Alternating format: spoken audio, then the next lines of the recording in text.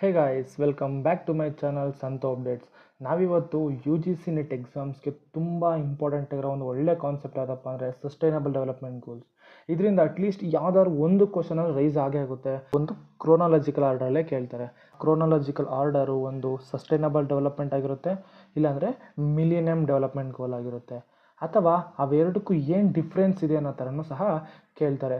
So ನಿಮ್ಗೇನಾದರೂ ಮಿಲಿನಿಯಮ್ development goals ಬಗ್ಗೆ ತಿಳ್ಕೊಬೇಕು ಅಂತಂದರೆ ಪಾರ್ಟ್ 1 ಅಂತ ನನಗೆ ಕಮೆಂಟ್ ಮಾಡಿ, ನಾನು ಅದನ್ನು ನೆಕ್ಸ್ಟ್ ವೀಡಿಯೋದಲ್ಲಿ ತಿಳಿಸ್ಕೊಳಕ್ಕೆ ಟ್ರೈ ಮಾಡ್ತೀನಿ.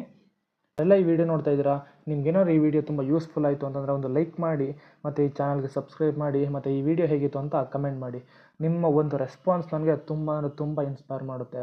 ನಾವಿವತ್ತು ತುಂಬ ಇಂಪಾರ್ಟೆಂಟ್ ಕ್ವಶನ್ಸ್ ಅಂದರೆ ಸಸ್ಟೈನಬಲ್ ಡೆವಲಪ್ಮೆಂಟ್ ಗೋಲ್ಸ್, ಓಕೆ, ಇದನ್ನು SDG ಅಂತ ಕರಿತೀವಿ. ಸೊ ಇದ್ರ ಬಗ್ಗೆ, ಈ ಕಾನ್ಸೆಪ್ಟ್ ಬಗ್ಗೆ ನಾವು ಇವತ್ತು ಕಲಿಯೋಣ. ಈ ಸಸ್ಟೈನಬಲ್ ಡೆವಲಪ್ಮೆಂಟ್ ಗೋಲ್ಸ್ನ 2015 ಇದನ್ನು ಇಂಟ್ರೊಡ್ಯೂಸ್ ಮಾಡ್ತಾರೆ. ಸೊ ಇದಕ್ಕೂ ಮುಂಚೆ ಯಾವುದಿತ್ತಪ್ಪ ಅಂತಂದರೆ ಮಿಲೇನಿಯಮ್ ಡೆವಲಪ್ಮೆಂಟ್ ಗೋಲ್ಸ್ MDG ಅಂತ ಕರಿತೀವಿ. ಇದು 2000 ಇಂದ 2015ವರೆಗೂ ಇದಿರುತ್ತೆ MDG. ಅದಾದ ನಂತರ ಬರೋದೇ SDG, ಸಸ್ಟೈನಬಲ್ ಡೆವಲಪ್ಮೆಂಟ್ ಗೋಲ್ಸ್. ಇದು 2015ಇಂದ MDG ಕಂಪ್ಲೀಟ್ ಆದಮೇಲೆ SDG ಬರುತ್ತೆ. SDG 2015ಇಂದ 2030ವರೆಗೂ ಇದು ಕಂಟಿನ್ಯೂಷನ್ ಆಗ್ತಾ ಹೋಗುತ್ತೆ. ಗೋಲ್ಸ್ ಕಲೆಕ್ಷನ್ ಆಫ್ 17 ಗೋಲ್ಸ್, ಇದು 17 ಗೋಲ್ಸ್ಗಳನ್ನು ಒಳಗೊಂಡಿರುತ್ತೆ. ಇದನ್ನು ಯುನೈಟೆಡ್ ನೇಷನ್ ಇದನ್ನು 2015ಅಲ್ಲಿ ಅಡಾಪ್ಟ್ ಮಾಡಿರುತ್ತೆ. ಉದ್ದೇಶ ಏನಪ್ಪ ಅಂತಂದರೆ ಪವರ್ಟಿ, ಪ್ರೊಟೆಕ್ಷನ್ ಮತ್ತು planet ensure the peace and prosperity of all people by 2030. 2030 ಜನಗಳ ಯೋಗಕ್ಷೇಮವನ್ನು ಅಭಿವೃದ್ಧಿಪಡಿಸಬೇಕು ಅನ್ನೋದು ಇದ್ರ ಮುಖ್ಯ ಉದ್ದೇಶ ಆಗಿರುತ್ತೆ.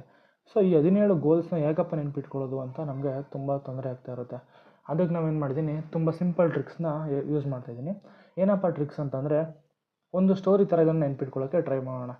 ನಾವೆಲ್ಲ ಮೂವೀಸ್ ನೋಡಿರ್ತೀವಿ. ಸೊ ಆ ಮೂವೀಸು ಇಲ್ಲಿ ಯಾವುದೋ ಒಂದು ಸ್ಟೋರಿ ಕೇಳಿರ್ತೀವಿ. ಆ ಸ್ಟೋರಿ ಏನು ಮಾಡ್ತೀವಿ, ತುಂಬ ಮೈಂಡಲ್ಲಿ ತುಂಬ ಚೆನ್ನಾಗಿ ನೆನಪಿರುತ್ತೆ. ಆದರೆ ಪಾಯಿಂಟ್ಸ್ಗಳು ಅಷ್ಟು ಈಸಿಯಾಗಿ ನೆನಪಿರಲ್ಲ. ಸೊ ಇದನ್ನು ಸ್ಟೋರಿ ಥರ ನೆನ್ಪಿಟ್ಕೊಂಡ್ರೆ ನಮ್ಗೆ ತುಂಬ ಯೂಸ್ಫುಲ್ ಆಗುತ್ತೆ. ಸೊ ಈ ಸ್ಟೋರಿ ಸ್ಟಾರ್ಟ್ ಮಾಡೋಣ. ಫಸ್ಟ್ ಒಂದು ಊರಲ್ಲಿ ಅಪ್ಪ ಮತ್ತು ಮಗ ಇರ್ತಾರೆ. ಅವರ ಅಪ್ಪ ತುಂಬ ಕಷ್ಟದಲ್ಲಿರ್ತಾನೆ, ಅವ್ನು ತುಂಬ ಪವರ್ಟಿ ಇರುತ್ತೆ, ಓಕೆನಾ. ಆ ಪವರ್ಟಿಯಿಂದ ಏನಾಗುತ್ತೆ ಅಂತಂದರೆ ಅವ್ರ ಮಗನಿಗೆ ಸರಿಯಾಗಿ ಫುಡ್ ಕೊಡ್ಸೋಕ್ಕಾಗ್ತಾಯಿರಲ್ಲ. ಏನಾಗುತ್ತೆ, ಅವ್ನ ಮಗನಿಗೆ ಸರಿಯಾಗಿ ಊಟ ಕೊಡ್ಸೋದಕ್ಕಾಗ್ತಾಯಿರಲ್ಲ. ಅದಾದಮೇಲೆ ನೆಕ್ಸ್ಟ್ ಏನಾಗುತ್ತೆ ಅಂತಂದರೆ, ಅವ್ನ ಮಗ ದೊಡ್ಡವನಾಗ್ತಾನೆ, ಅವನಿಗೆ ಸ್ವಲ್ಪ ಹೆಲ್ತು ಚೆನ್ನಾಗಿರುತ್ತೆ, ಒಳ್ಳೆ ಆರೋಗ್ಯ ತುಂಬ ಚೆನ್ನಾಗಿರುತ್ತೆ.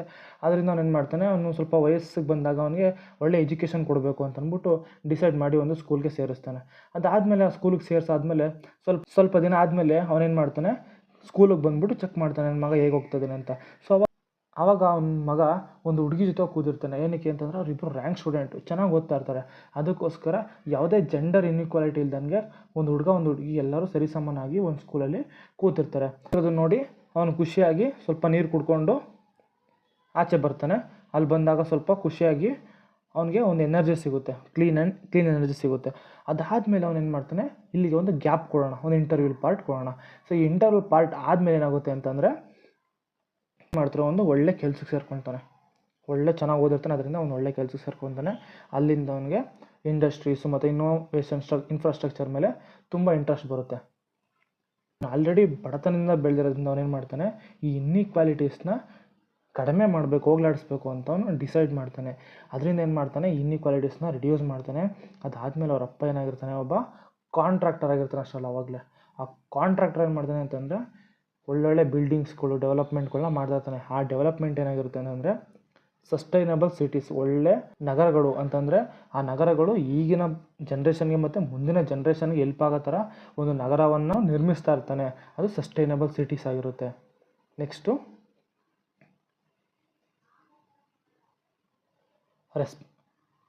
Responsible for consumption.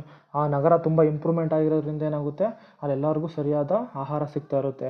ಅಲ್ಲಿಂದ ಆ ಏರಿಯಾದು ಕ್ಲೈಮೇಟೇ ಚೇಂಜ್ ಆಗುತ್ತೆ, ಒಳ್ಳೆ ಸೂಪರ್ ಕ್ಲೈಮೇಟ್ ಆಗಿರುತ್ತೆ. ಅಂತ ಆದಮೇಲೆ ಏನಾಗುತ್ತೆ ಅಂದರೆ, ಪಕ್ಕದಲ್ಲಿ ಒಂದು ನದಿ ಇರುತ್ತೆ, ನದಿ ಹರ್ಕೊಂಡು ಹೋಗ್ತಾ ಇರುತ್ತೆ, ಅಲ್ಲಿ ಫಿಶರೀಸ್ ಇರುತ್ತೆ. ಆ ಫಿಶರೀಸ್ಗೂ ಕೂಡ ಒಳ್ಳೆ ಡೆವಲಪ್ಮೆಂಟ್ನ ಮಾಡ್ತಾನೆ. ಅದಾದಮೇಲೆ ಲೈಫ್ ಆನ್ ದ ಲ್ಯಾಂಡ್, ಆ ಭೂಮಿ ಮೇಲೆ ಯಾರಿರ್ತಾರೆ ಅವ್ರಿಗೂ ಸಹ ಒಳ್ಳೆಯದಾಗಲಿ ಅಂತ ಒಳ್ಳೊಳ್ಳೆ ಡೆವಲಪ್ಮೆಂಟ್ಗಳನ್ನ ಅವರಪ್ಪ ಮಾಡ್ತಾಯಿರ್ತಾನೆ. ಆ್ಯಂಡ್ ಫೈನಲ್ ಆಗಿ ಆ ಪ್ಲೇಸಲ್ಲಿ ಪೀಸು ಮತ್ತು ಜಸ್ಟಿಸು ತುಂಬ ಚೆನ್ನಾಗಿ ಆಗುತ್ತೆ, ಇಂಪ್ರೂವ್ಮೆಂಟ್ ಆಗುತ್ತೆ. ಅದಾದಮೇಲೆ ಪಾರ್ಟ್ನರ್ಶಿಪ್ ಫಾರ್ ದ ಗೋಲ್. ಸ್ನೇಹಿತರೆ, ಇದಿಷ್ಟ ಆಗಿತ್ತು ಇವತ್ತಿನ ಸಸ್ಟೈನಬಲ್ ಡೆವಲಪ್ಮೆಂಟ್ ಗೋಲ್ಸ್ನ ಈಸಿ ಟ್ರಿಕ್ಸ್. ಇದನ್ನು ತುಂಬ ಈಸಿಯಾಗಿ ಅರ್ಥ ಮಾಡ್ಕೊಳ್ಳಿ. ಮತ್ತು ಯಾರೆಲ್ಲ ಎಕ್ಸಾಮ್ಸ್ಗೆ ಪ್ರಿಪೇರ್ ಆಗ್ತಾ ಇದ್ದೀರಾ, ಇದನ್ನು ಕ್ರೋನಾಲಜಿಕಲ್ ಆರ್ಡ್ರಲ್ಲೇ ತುಂಬ ಕೇಳೋ ಚಾನ್ಸಸ್ ಜಾಸ್ತಿ ಇರುತ್ತೆ. ಇದನ್ನು ಸ್ವಲ್ಪ ನೋಡ್ಕೊಳ್ಳಿ.